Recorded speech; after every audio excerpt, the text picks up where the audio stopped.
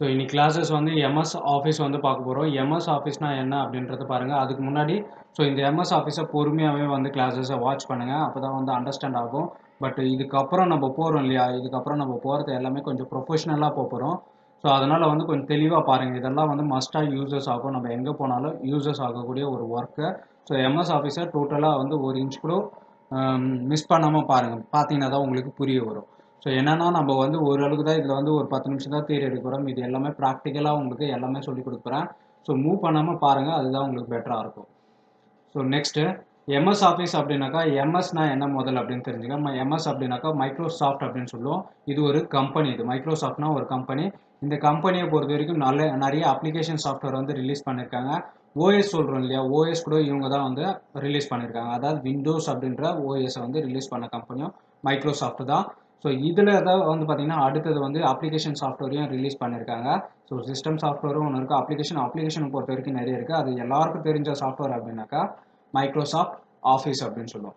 இது ஆஃபீஸ் அப்படின்ற ப்ரொப்போஸ்க்கு என்ன ஏன் இந்த மைக்ரோசாஃப்ட் ஆஃபீஸ் அப்படின்னு கொடுத்தாங்க அப்படின்னாக்கா, ஸோ ஒரு ஆஃபீஸ்க்கு தேவையான பேக்கேஜான சாஃப்ட்வேரே வந்து பப்ளிஷ் பண்ணதுனால இது எம்எஸ் ஆஃபீஸ் அப்படின்னு வந்து எல்லாருமே வந்து சொல்கிறோம். ஸோ ஒரு ஆஃபீஸ்க்கு கம்பல்சரி வந்து பார்த்திங்கன்னா அது பேசிக் ஒரு ஆஃபீஸாக இருந்தால் கூட சரி, ஒரு சின்ன மல்லிக்கடையாக இருந்தால் கூட சரி, ஸோ அந்த இடத்துல வந்து எக்ஸலாவது யூஸ் பண்ணி ஒர்க் பண்ணிகிட்டு இருப்பாங்க. ஸோ அந்த ப்ரப்போஸ்க்கு தான் வந்து பார்த்திங்கன்னா மைக்ரோசாஃப்ட் ஆஃபீஸ் அப்படின்னு கொடுத்தாங்க.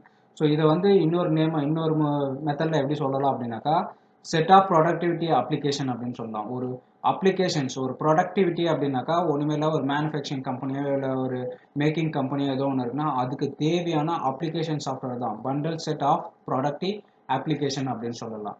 ஸோ அதே போல் ஒரு ஹோம் ஆகட்டும், ஒரு இண்டிவிஜுவல் பர்சன் ஆகட்டும், ஒரு ஆஃபீஸ் ஆகட்டும், ஸோ ஒரு கிளைண்ட் அண்ட் சாஃப்ட்வேர் சர்வர் இந்த மாதிரிலாம் சொல்லுவோம். ஸோ எல்லாருக்குமே அக்சஸ் ஆகுறது, அதாவது வந்து சாஃப்ட்வேர் மூலிமா ஒரு கம்யூனிகேஷன் கொடுக்கணும் அப்படின்னாக்கா ஸோ இதை தான் வந்து நம்ம வந்து பண்ண முடியும். ஸோ அதே போல் மோஸ்ட் வந்து இது எங்கே இருக்குது அப்படின்னு பார்த்தீங்கன்னா மார்க்கெட்டிங் ப்ரொப்போஸில் இதை வந்து நிறையவே யூஸ் பண்ணிட்டு இருப்பாங்க. ஸோ மார்க்கெட்டிங், அதே போல் எம்பிஏ ஸ்டூடெண்ட்டு, பிபிஏ ஸ்டூடெண்ட்டு, இவங்கெல்லாம் இதெல்லாம் வந்து மஸ்ட்டாக தெரிஞ்சுக்கிறது ரொம்ப பெட்டராக இருக்கும். ஸோ நல்லா தெரிஞ்சுங்க. அதே போல் ஆஃபீஸை பொறுத்த வரைக்கும் இதில் என்னென்ன கண்டென்ட் அப்படின்னாக்கா, ஸோ மோர் தென் சாஃப்ட்வேர்ஸ் இருக்குது எம்எஸ் ஆஃபீஸ்க்குள்ளவே. ஸோ இங்கே ஸ்டார்ட் பட்டன் இருக்கு இல்லையா, அதை கிளிக் பண்ணுறேன் நான். இது அதே போல் விண்டோஸ் வந்து பார்த்திங்கன்னா நம்ம 2010 யூஸ் பண்ணிட்டு இருக்கோம், 2007 ஒன்று இருக்குது. ஸோ ரெண்டுத்துலேயும் வந்து நீங்கள் பார்த்தீங்கன்னா ஸ்டார்ட் பட்டன் எங்கே இருக்கோ அதை கிளிக் பண்ணிவிட்டு ஸோ மைக்ரோசாஃப்ட் ஆஃபீஸ் அப்படின்ற ஆப்ஷன் எங்கே இருக்குது பாருங்கள். இதே விண்டோஸ் 7 இருந்தாக்கா ஆல் ப்ரோக்ராம்ஸ்குள்ளே போயிட்டு நம்ம ஷோ பண்ணிக்கலாம். ஸோ விண்டோஸ் 8, விண்டோஸ் 10 இங்கேருந்து ஷோ பண்ணலாம். ஸோ இங்கே வந்து பார்த்தீங்கன்னா மைக்ரோசாஃப்ட் ஆஃபீஸ் அப்படின்ற ஒரு ஃபோல்டர் இருக்குது, அதை கிளிக் பண்ணுங்கள். அதை கிளிக் பண்ணிங்கன்னா ஸோ என்னென்ன பேக்கேஜ்லாம் அங்கே இருக்குது அப்படின்னு பார்க்கலாம். ஸோ எம்எஸ் ஆஃபீஸ் 2007 பொறுத்த வரைக்கும் இவ்வளோ ஆப்ஷன்ஸ் இருக்குது. இதில் நம்ம என்ன பார்க்க போகிறோம் அப்படின்றத நான் வெளியே கொடுத்துருக்கேன், அதை மட்டும் நம்ம பார்ப்போம். ஸோ அதே போல் எம்எஸ் ஆஃபீஸும் பார்க்கலாம், எம்எஸ் ஆஃபீஸ் 2007 பார்க்கலாம், அண்ட் 2010 வந்து நம்ம பார்க்க போகிறோம். ஸோ உங்களுக்கு என்ன சிலபஸில் இருக்குது அப்படின்னு பார்த்தீங்கன்னா மைக்ரோசாஃப்ட் எக்ஸல் இருக்குது கம்பல்சரியாக. ஸோ அதே போல் மைக்ரோசாஃப்ட் வேர்டு, அதே போல் Microsoft PowerPoint, and then Microsoft Access அப்படின்னு சொல்லுவோம், அக்சஸும் வந்து பார்ப்போம். ஸோ ஒவ்வொன்றும் ஒவ்வொரு ஏரியாவில் யூசஸாக இருக்கும். இது மைக்ரோசாஃப்ட் வேர்டை பொறுத்த வரைக்கும் ஒரு டெக்ஸ்ட்டை டைப் பண்ணி அதை பிரிண்ட் எடுத்து, இன்னும் கவர்மெண்ட் ஆஃபீஸ்லாம் சொன்னாக்கா ஒரு ஜியோ ஆர்டர் கொடுக்குறாங்க அப்படின்னாக்கா இதெல்லாம் இந்த இடத்துல தான் டைப் பண்ணி வந்து நம்ம வெளியே கொடுக்க முடியும். ஸோ ஒரு ப்ரெசன்டேஷன் கொடுக்கணும் அப்படின்னாக்கா, ஏதோ ஒரு ஸ்லைட் ஷோ வந்து கொடுக்கணும், அதுக்கு இப்போ ப்ரெசன்டேஷன் பண்ணணும் அப்படின்னா பவர் பாயிண்ட்டை தான் வந்து நம்ம யூஸ் பண்ணணும். ஸோ வேர்டை பொறுத்த வரைக்கும் ஒரு டாக்குமெண்ட்டை ரெடி பண்ணி பிரிண்ட் எடுக்கிறதுக்கு யூஸஸ் ஆகும். பவர் பாயிண்ட்டை பொறுத்த வரைக்கும் பவர் பாயிண்ட் ஷோ பண்ணுறதுக்கு மட்டும், ஸ்லைட் ஷோவாக நம்மளால் வந்து மேக் பண்ணுறதுக்கு மட்டும்தான் யூஸஸ் ஆகும். ஸோ ஃப்யூச்சரில் நீங்கள் காலேஜ் ஸ்டூடெண்ட்டாக இருந்தீங்க அப்படின்னாக்கா ஃபைனல் ப்ராஜெக்ட் பண்ணுறதுக்கு இந்த ரெண்டுமே நமக்கு மஸ்ட்டாக யூஸஸ் ஆகும். மைக்ரோசாஃப்ட் வேர்ட் ஆகட்டும், மைக்ரோசாஃப்ட் பவர் பாயிண்ட் ஆகட்டும், இது ரெண்டுமே யூஸஸ் ஆகும். டாக்குமெண்ட் ரெடி பண்ணுறதுக்காக வேர்ட் பேட் வந்து சொல்லுவாங்க, ஸோ அதை ரெடி பண்ணுறதுக்கு அது யூஸஸ் ஆகும். எக்ஸலை பொறுத்த வரைக்கும் கேல்குலேஷன் தான் பண்ண முடியும். ஸோ டிஃப்ரெண்ட் கம்பெனிஸை பொறுத்த வரைக்கும் டிஃப்ரெண்ட் மெத்தடில் வந்து எக்ஸலை யூஸ் பண்ணிட்டு இருப்பாங்க. ஸோ கேல்குலேட் பண்ணுறவங்க பண்ணுவாங்க, டேட்டாஸ் இம்ப்ளிமெண்ட் பண்ணுறவங்க பண்ணுவாங்க. அதே சேல்ஸை வந்து சேல்ஸ் டெய்லி எவ்வளோ சேல்ஸ் ஆச்சு அப்படின்றத பர்ச்சேஸ் அண்ட் சேல்ஸ் டாக்குமெண்ட்ஸையும் வந்து நம்ம இதில் பார்க்க முடியும். ஸோ இந்த மாதிரி கேல்குலேட் எக்ஸலில் வந்து பண்ண முடியும். மைக்ரோசாஃப்ட்டை பொறுத்த வரைக்கும் அவ்வளோதான். அக்சஸ்னா என்ன? அப்போ மைக்ரோசாஃப்ட் ஒன்று இருக்குது, எக்ஸல் ஒன்று இருக்குது. எக்ஸலை பொறுத்த வரைக்கும் இதில் சிங்கிள் பாண்ட் அப்படின்னு சொல்லலாம், இல்லைனா ஃப்ரண்ட் எண்ட் மட்டும் அப்படின்னு சொல்லலாம். என்னன்னா இதுக்குள்ளே ரன் பண்ணுறது, இதில் நம்ம வந்து டேட்டாவை இம்ப்ளிமெண்ட் பண்ணோம்னா இதிலே தான் நம்மளால் வந்து ரன் பண்ண முடியும். ஸோ வேறு எதுலேயும் நம்மளால் போய் ரன் பண்ண முடியாது. அதே போல் ஒன் ஃப்ரேம் அப்படின்னு சொல்லுவாங்க, எந்த ஃப்ரேமில் ஒர்க் பண்ணுறோம் அந்த ஃப்ரேமில் தான் அதுக்கான ஆப்ஷன்ஸ் எல்லாமே. மைக்ரோசாஃப்ட் அக்சஸ் அப்படின்னாக்கா மைக்ரோசாஃப்ட் அக்சஸ் பொறுத்த வரைக்கும் 2 ஃப்ரேம் இருக்கும். ஸோ டேட்டாவை இம்ப்ளிமெண்ட் பண்ணுறது ஒரு இடம் நம்ம இம்ப்ளிமெண்ட் பண்ணிவிடுவோம். அதே வந்து ஒரு டேபிள் டிசைனாக கொடுத்து செகண்ட் ஃப்ரேமாகவும் நமக்கு ஷோ பண்ணும். ஒரு பர்சனை என்ட்ரி பண்ணால் அந்த பர்சனுடைய டீட்டெயில் எல்லாமே ஷோ பண்ணுறதுக்கு அக்சஸ் யூஸ் பண்ணுவோம். பட் மைக்ரோசாஃப்ட்டை பொறுத்த வரைக்கும் அந்த பர்சனை போய்ட்டு நம்ம லொக்கேட் பண்ணி அந்த லொக்கேட்டில் எல்லா டீட்டெயில்ஸும் நம்ம பார்க்குற மாதிரி இருக்கும். இதுதான் மைக்ரோசாஃப்ட் எக்ஸலுக்கும் அண்ட் மைக்ரோசாஃப்ட் அக்சஸ்க்கும் இருக்கக்கூடிய விஷயம். ஸோ நெக்ஸ்ட்டு இதுக்குள்ளே நம்ம என்னென்னலாம் ஒர்க் பண்ண போகிறோம் அப்படின்றத பார்க்கலாம். எம்எஸ் வேர்டை பொறுத்த வரைக்கும் இப்போ பார்க்கலாம்.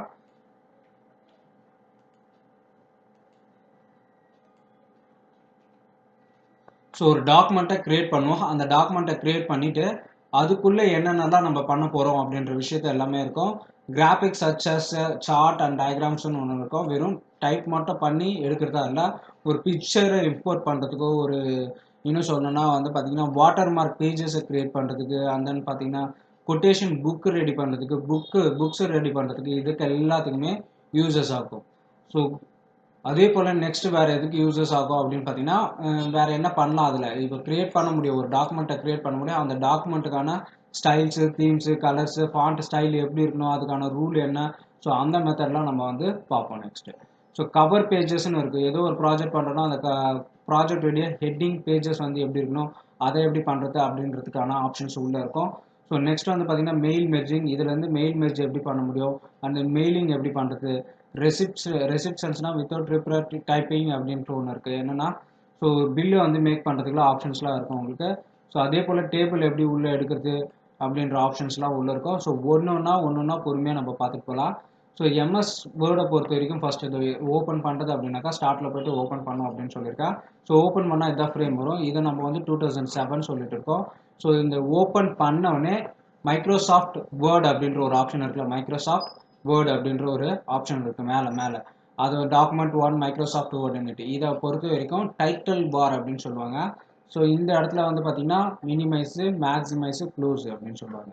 ஸோ டோட்டலாக இது இருக்குல்ல, இது டோட்டலாக வந்து ஒரு விண்டோ அப்படின்னு சொல்லுவோம். இது டோட்டலாக ஒரு விண்டோ அப்படின்னு சொல்லுவோம். இது ஒரு விண்டோ அப்படின்னு சொல்லுவோம். இந்த விண்டோவில் டைட்டில் பார் தான் இது.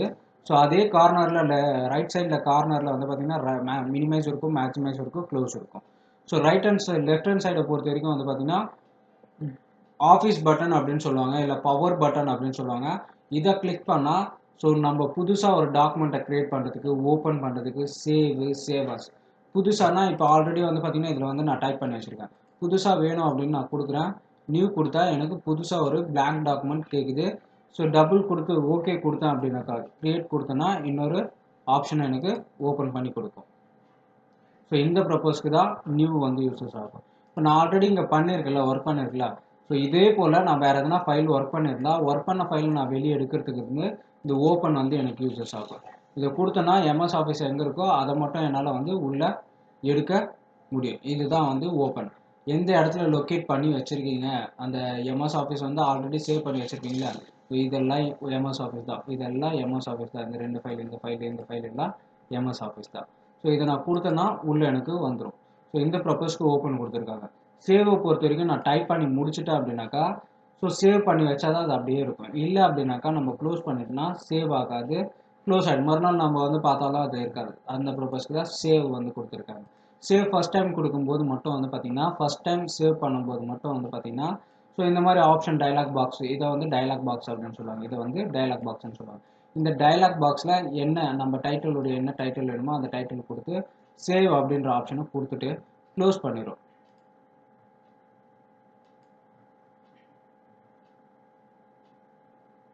ஸோ க்ளோஸ் பண்ணிடும். க்ளோஸ் ஆகுது, கொஞ்சம் ஸ்லோவாக தான் இருக்குது.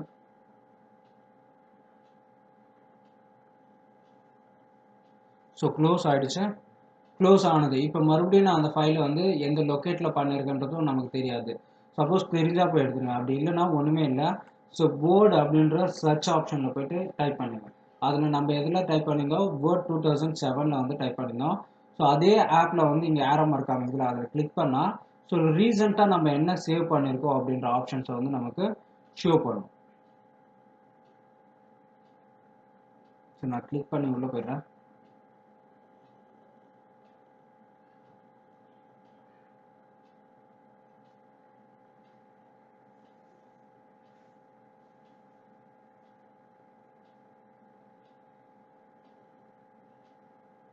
ஸோ உள்ளே வந்துச்சு. உள்ளே வந்ததுக்கப்புறம் நீங்கள் அந்த ஃபைலை எங்கே லொக்கேட் பண்ணியிருக்கீங்கன்னு உங்களுக்கு தெரியலன்னா, ஸோ அந்த ஃபைலை மறுபடியும் போய் பவர் பட்டன் கொடுத்து இந்த ரீசன்ட் டாக்குமெண்ட்லேயே வந்து இருக்கும். ஸோ அதே இடத்துல மவுஸ் கர்சரை வந்து அந்த இடத்துல வச்சுனாலே ஸோ எந்த இடத்துல அது சேவ் ஆகிருக்குன்றது நம்ம ஷோ பண்ணோம். Document what is MS docs அப்படின்ட்டு இருக்கும். ஸோ அதை கிளிக் பண்ணுறேன். ஸோ அதை கிளிக் பண்ணோன்னே எனக்கு அந்த டாக்குமெண்ட் வந்து ஓப்பன் ஆகிடுச்சு மறுபடியும். ஸோ ஓப்பன் ஆகிடுச்சா. ஸோ இதுக்கப்புறமா நான் நேற்று வந்து பாதிலேயே விட்டுட்டேன், மறுபடியும் வந்து நான் கண்டினியூ பண்ணணும் அப்படின்னாக்கா ஸோ அகைன் இதை ஓப்பன் பண்ணி நான் கண்டினியூ பண்ணிவிட்டு மறுபடியும் நம்ம போய் சேவ் கொடுத்தா இதே நேமில் தான் சேவ் ஆகும். பட் இங்கே கீழே பாருங்களேன் டாஸ்க் பாராண்டா வேர்ட் இஸ் வெயிட்டிங் அப்படின்ட்டு. ஸோ இப்போ தான் க்ளோஸ் ஆச்சு. ஸோ அந்த இடத்துல வந்து சேவ் ஆகிற ஆப்ஷனாக இருக்கும். இன்றைக்கி நம்ம சேவ் பண்ணதும் சேவ் ஆகிடும். ஸோ டைப் பண்ணிட்டு விட்டுட்டீங்க அப்படின்னாக்கா சேவ் ஆகாது. ஸோ இந்த ப்ரப்போஸ்க்கும் வந்து சேவ் கொடுக்கணும். இதனுடைய ஷார்ட்கட் கீ வந்து control S, control plus S அப்படின்னு சொல்லுவோம். கண்ட்ரோல் ப்ளஸ் எஸ் அப்படின்னு சொல்லுவோம். ஸோ நோட் பண்ணிக்கோங்க. கையில் ஒரு நோட் பென் இருந்தால் ஈஸியாக இருக்கும். ஸோ நோட் பண்ணிங்க. அதே போல் கீயும் நான் வந்து உள்ளே கொடுத்துருக்கேன் உங்களுக்கு யூசஸ் ஆகும். அதையும் எடுத்து ஒர்க் அவுட் பண்ணி பாருங்கள். ஸோ எல்லா கீயும் என்னால் சொல்லிட்டு இருக்க முடியாது. ஏன் அப்படின்னாக்கா டைம் ஆகிடும். கீ வரைக்குமே நான் சொல்லி கொடுத்தேன்னா புரியறதுக்கும் கஷ்டம். ஸோ நீங்கள் இந்த மாதிரி ஒரு டாக்குமெண்ட்டை ரெடி பண்ணிவிட்டு அதுக்கப்புறமா நான் சொல்கிற கீ எல்லாம் ஒர்க் அவுட் பண்ணி பார்த்தீங்கன்னா உங்களுக்கு எதுக்குன்றத அண்டர்ஸ்டாண்ட் ஆகிடும் ஈஸியாக. ஸோ கண்ட்ரோல் எஸ்ஸை பொறுத்த வரைக்கும் சேவ் பண்ணுறதுக்கு யூசஸ் ஆகும். ஸோ இதில் பவர் பட்டனில் சேவ் ஒன்று இருக்குது. சேவ் ஆஸ் அப்படின்னாக்கா இன்னொரு காப்பியை எடுக்கிறதுக்கு யூசஸ் ஆகும். ஸோ ஆல்ரெடி நம்ம சேவ் பண்ண இடத்துல அது அப்படியே இருக்கும். ஸோ இதை வந்து இன்னொரு நேமில் நான் சேவ் பண்ணி இன்னொரு இடத்துல நம்மளால் வந்து சேவ் பண்ண முடியும். ஸோ இதில் வந்து பார்த்திங்கன்னா நான் கீழே வந்து எந்த இடத்துல அதே போல் இதுக்கப்புறம் நீங்கள் சேவ் பண்ண போகிறீங்க அப்படின்னாக்கா அது எந்த லொக்கேஷனில் இருக்குதுன்றதை நீங்கள் சூஸ் பண்ணிங்க. ஸோ நான் இப்போ மைபிசியில் சூஸ் பண்ணுறேன். இதே வந்து நான் டெஸ்க்டாப்பை சூஸ் பண்ணுறேன் அப்படின்னாக்கா டெஸ்க்டாப்பில் வந்துடும். ஸோ டெஸ்க்டாப்பை போல் வாட் இஸ் எம்எஸ் அப்படின்னு கொடுத்து சேவ் பண்ணிக்கிறேன். இப்போ எனக்கு ரெண்டு இடத்துலையும் வந்து பார்த்திங்கன்னா இந்த டாக்குமெண்ட் வந்து சேவ் ஆகிருக்கும். ஸோ இதை நான் மினிமைஸ் பண்ணி காமிக்கிறேன் உங்களுக்கு. டெஸ்க்டாப்பில் இப்போ இருக்கும் பாருங்க. ஸோ வாட் இஸ் டோ இருக்கு பாருங்கள். வாட் இஸ் எம்எஸ் அப்படின்றது இதுதான் இங்கே வந்து சேவ் ஆகுது. ஸோ இந்த ப்ரொப்போஸ்க்கு தான் சேவ் கொடுத்துருக்காங்க, சேவ் ஆஸ் கொடுத்துருக்காங்க. ஸோ சேவ் ஆஸ் அதுக்கப்புறம் ஃப்யூச்சரில் சேவ் ஆஸை பொறுத்த வரைக்கும் நார்மலாக இருக்கிற டாக்குமெண்ட்லேயே இருக்கட்டும். நீங்கள் எதுவும் சேஞ்ச் பண்ணாதீங்க. இதை நான் வந்து சொல்கிறேன் உங்களுக்கு ஃபைனலைஸாக சொல்கிறேன் இது எதுக்கு. ஸோ பிரிண்ட் ஆப்ஷன் டெக்னாலஜி மூணுத்துக்கும் நான் வந்து தனியாக வந்து எடுக்கிறேன். ஸோ பிரிண்ட் அண்ட் டெக்னாலஜி அப்படின்னு பிரிண்ட் டெக்னாலஜி அப்படின்னு போட்டு நான் தனியாக கொடுக்குறேன். ஸோ அதில் தெரிஞ்சுங்க. ப்ரிப்பேர் அப்படின்னு இருக்குது. ஸோ இந்த இடத்துல பண்ணாதீங்க. ஸோ உள்ளே இருக்கும் ஆப்ஷனை நான் அதுக்கு சொல்கிறேன். அதே போல் சென்டுன்னு ஒன்று இருக்குது. இதையும் உள்ளவே இருக்கும். இதையும் நான் சொல்கிறேன்.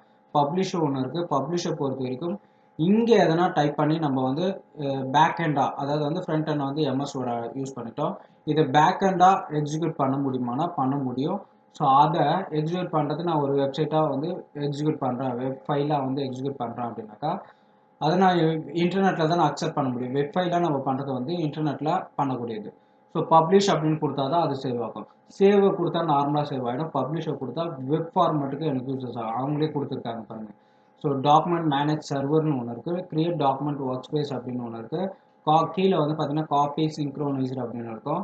ஸோ ஒரு இடத்துல இருந்து இன்னொரு இடத்துக்கு இன்னொரு இடத்துக்கு யூஸ் பண்ணுறதுக்கு அதாவது நெட்டில் ஷேர் பண்ணுறதுக்கோ இல்லை பார்க்குறதுக்கோ இந்த ஆப்ஷனுக்கு அது மேலே வந்து பிளாக் அப்படின்னு கொடுத்துருப்பாங்க. பிளாகை பொறுத்த வரைக்கும் ஒரு மினி வெப்சைட் அப்படின்னு சொல்லலாம். ஸோ இந்த இடத்துல தான் இம்ப்ளிமெண்ட் பண்ணுறதுக்கு யூஸஸ் ஆகும். அதுக்கு தான் பப்ளிஷ் கொடுத்துருக்காரு. ஸோ க்ளோஸை பொறுத்த வரைக்கும் க்ளோஸ் கொடுத்தீங்கன்னா க்ளோஸ் ஆகிட போகுது, அவ்வளோதான். ஸோ இதில் பவர் பட்டன் ஆப்ஷன் இவ்வளோ தான். ஸோ இதையே மேலே வந்து பார்த்திங்கன்னா இங்கே சேவ் ஆப்ஷன் இருக்குல்ல, நம்ம இங்கே சேவ் கொடுக்குறோம்ல, இதையே தான் இவங்க சேவ் டிஸ்க் மாதிரி தனியாக கொடுத்து வச்சுருக்காங்க. ஜஸ்ட் நீங்கள் இங்கே வந்து ஒரு சேவ் கொடுத்தீங்கனாலே சேவ் ஆகிடும்.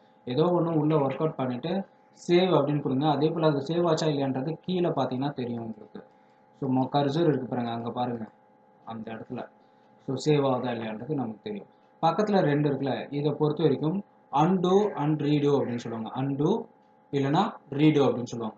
அன்டூவை பொறுத்த வரைக்கும் என்ன நடக்கும் அப்படின்னாக்கா ஆல்ரெடி நான் வந்து இங்கே தேவையில்லாத டெக்ஸ்ட்டை டைப் பண்ணிருக்கல, இதை எடுக்கணும்னா நான் பேக் ஸ்பேஸை கொடுத்து டெலிட் பண்ணலாம் இருக்கணும்னு அவசியம் இல்லை. மோர் தென் அதே போல் பேக் ஸ்பேஸும் டெலிட் ஆப்ஷனும் வந்து பார்த்திங்கன்னா டோட்டலாக ஆகும் இல்லையா. ஒவ்வொரு வேர்டாக ஆகிறதுக்கு பதிலாக எனக்கு ஒரு வேர்டாக டோட்டலாக எடுக்கணும்னா ஒவ்வொரு லெட்டராக நீங்கள் பேக் ஸ்பேஸ் கொடுக்குறது இருக்குது. டோட்டலாக நான் எடுக்கணும்னா அன்டூ ஆகிடும். ஸோ மறுபடியும் அன்டூ கொடுத்தேன்னா வேறு எதெல்லாம் நான் க்ரியேட் பண்ணணும் அதெல்லாம் அன்டூ ஆகிடும். ரீடுனா மறுபடியும் எனக்கு தேவைன்னா நான் ரீடு கொடுத்து வர வச்சுக்கலாம். ஸோ இதை வந்து இன்னொரு மெத்தடில் சொல்லலாம். ப்ரீவியஸ் ஆப்ஷனு இல்லை ஃபார்வர்டு ஆப்ஷன் யூஸ் பண்ணல, அதே மெத்தட் தான். ஸோ இவ்வளோ தான் இந்த கண்டென்ட்டில் இருக்கிறது விஷயமே. ஸோ அதே போல் இந்த விண்டோவில் வேறு என்ன இருக்குது அப்படின்னு பார்த்தீங்கன்னா ஸ்க்ரால் பார் அப்படின்னு சொல்லுவாங்க. பேஜை அப் பண்ணுறதுக்கும் டவுன் பண்ணுறதுக்கும் இதை மவுஸை கிளிக் பண்ணி மேலே ட்ராக் பண்ணுறேன், கிளிக் பண்ணி ட்ராக் பண்ணி கீழே ட்ராக் பண்ணிட்டு இருக்கேன். மேலே ட்ராக் பண்ணும், கீழே. ஸோ கிளிக் பண்ணி இன்னும் இருக்கணும். மவுஸை வந்து லெஃப்ட் கிளிக் பண்ணிகிட்டே மூவ் பண்ணால் தான் மூவ் ஆகும். அப்படி இல்லைன்னா மவுஸ்லேயே ஸ்க்ரோல் பார்னு உள்ள சென்டராக ஒரு வீல் இருக்குல்ல, அதை ஸ்க்ரோல் பண்ணிங்கன்னா ஸ்க்ரோல் ஆகிட்டு இருக்கும். ஸோ அவ்வளோதான். நெக்ஸ்ட்டு இதே வந்து என்கிட்ட மவுஸ் இல்லை, நான் வந்து பண்ணணும் அப்படின்னாக்கா பேஜ் அப்புன்னு ஒன்று இருக்குது, பேஜ் டவுனுன்னு ஒன்று இருக்கும் கீபோர்டில். ஸோ இந்த 4 ஏரோ மார்க் இருக்குல்ல, அந்த இடத்துல இருக்கும் கீபோர்டு. இதே லேப்டாப்பாக இருந்தால் மேலே இருக்கும் உங்களுக்கு பேஜ் அப்பு பேஜ் டவுன் அப்படின்ட்டு அந்த ஏரோ மார்க்லேயே இருக்கும் உங்களுக்கு. ஏரோ மார்க்லேயே அப்பு டவுன் இருக்கும். இதே நார்மல் கீபோர்டில் வந்து பார்த்தீங்கன்னா ஸோ பேஜ் அப்புன்னு ஒன்று இருக்கும், பேஜ் டவுனே இருக்கும். ஸோ இதுதான் மெத்தட். ஸோ இந்த மெத்தடை தெரிஞ்சு வச்சுங்க ஃபஸ்ட்டு. ஸோ இந்த கிளாஸஸ் இது வரைக்கும் போதும். நெக்ஸ்ட் கிளாஸஸ் அடுத்த வீடியோவில் வந்து பார்க்கலாம்.